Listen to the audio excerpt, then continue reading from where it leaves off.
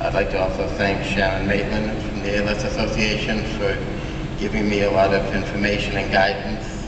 And I'd like to thank Deborah Sharp, the president of the Mass chapter, where I serve on her board. I had no connection to the disease of ALS, so it was a tremendous amount of learning that I needed to do. I always say I wish I had been a gifted scientist and could give the ALS community what they want. But I remind myself, if I did not have a very kind biology teacher, I would still be in high school. What we can do, we focus on what we can do. And as a healthcare administrator, what we can do is to build ALS residences throughout the country. I had the pleasure of meeting Steve Sailing 3.5 years ago at an ALS symposium where I had gone to learn about the disease, and Steve, as an architect at the time, was driving, he was walking, he was talking, and he was there to find out what housing options he would have available to himself when his disease progressed. My life has absolutely changed since I've learned about ALS, since we opened the residence, and since I had the pleasure of working with Steve. Steve single-handedly designed, as an architect, the residence that he was going to live in. And it is the most incredible endeavor that I've ever had the pleasure to work with. I'd like to introduce you to Steve Sailing, who will give you his presentation with Computer Steve. And at the conclusion, if you have any questions, I will answer the questions in the essence of time. Thank you.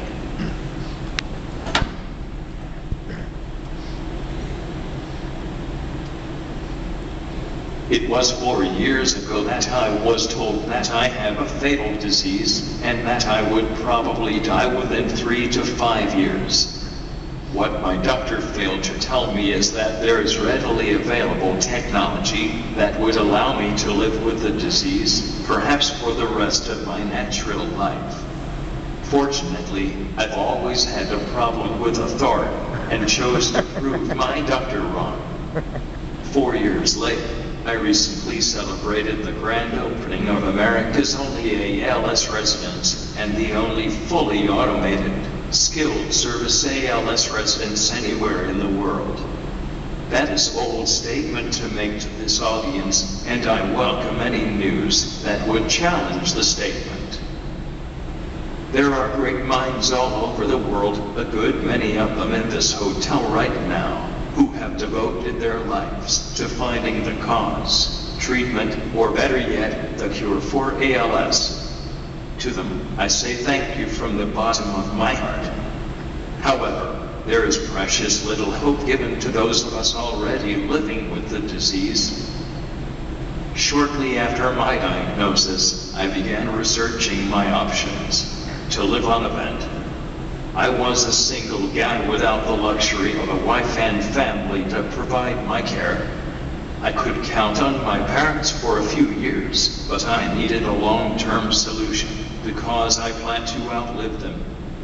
I was shocked when I learned that there is virtually no place for a chronically vented person to live. The few places available are long-term acute care hospitals.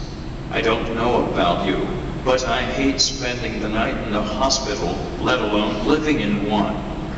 I knew that I had only a few years of mobility remaining, so I began investigating how to provide for my care.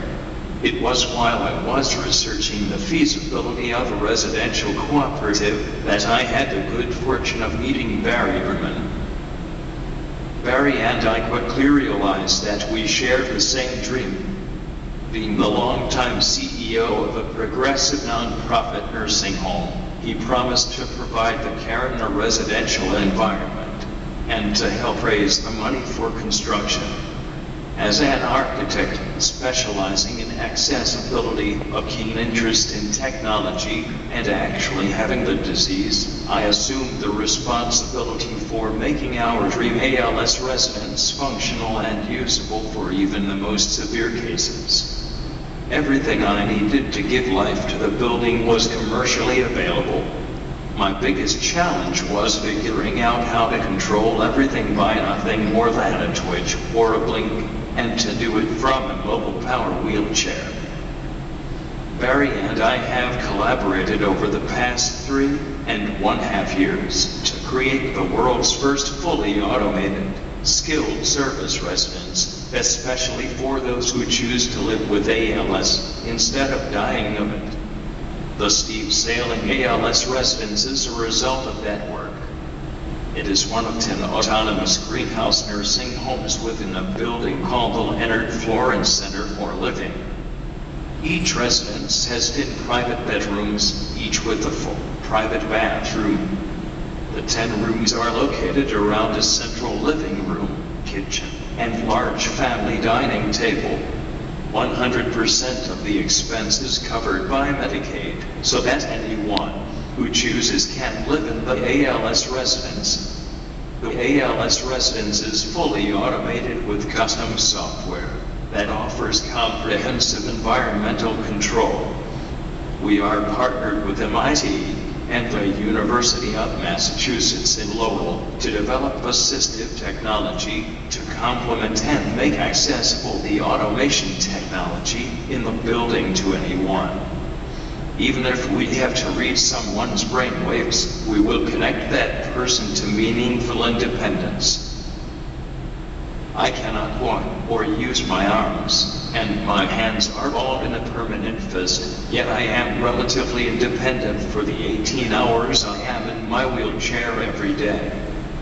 With a nod of my head, I can independently turn off my bedroom lights, open my door, use the elevator, and come and go, as I please. When I return to my private room, with no assistance, I can drop the window shade, turn up the air conditioning, dim the lights, and watch a movie on my flat-screen TV. If there is something that I cannot do for myself, I can use the same controller to call for help. The software created to automate the ALS residence is called Peak, and is already commercially available for healthcare facilities. It will eventually be available as a consumer product. Now that we have borne the expense of developing the software, I hope it can be quickly implemented to help all physically disabled people.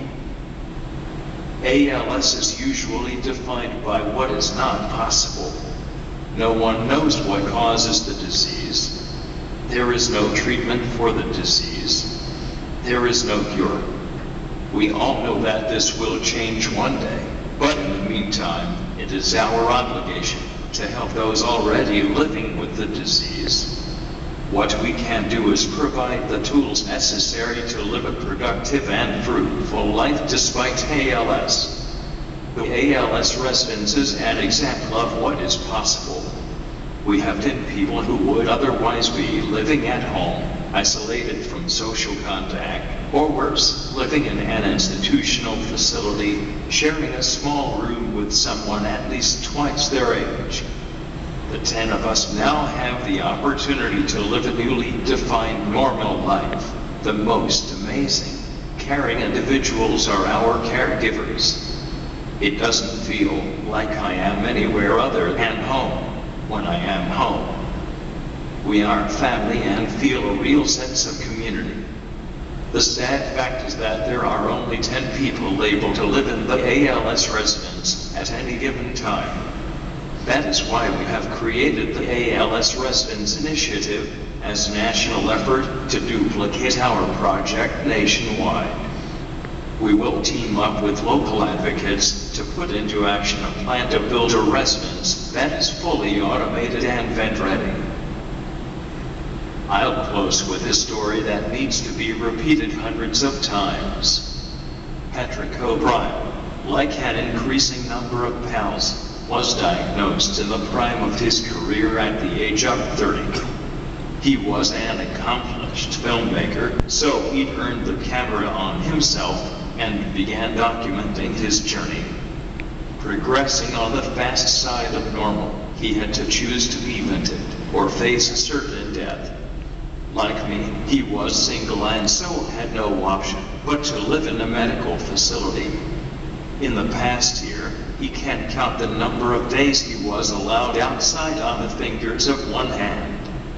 He was never offered a shower and was kept in bed, except for the few days he got to go outside. I could go on and on describing the indignities that he suffered, but I will spare you the details of what is probably known to you already.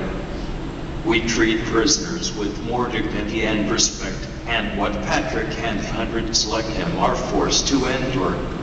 Such is the price for their desire to live. I am happy to tell you that Patrick is now living in the ALS residence. He has freedom and relative independence, even though he can only raise his eyebrows and smile, as evidenced by the permagrin that has been on his face since he moved in. To prove to the world that there is a life after ventilation, Barry Berman invited Patrick and all of the residents of the ALS residence to fly down here tomorrow and spend the rest of the week at Disney World. There may not be a medical cure or treatment for ALS, but that does not mean there is nothing we can do to help paddles live a long and productive life.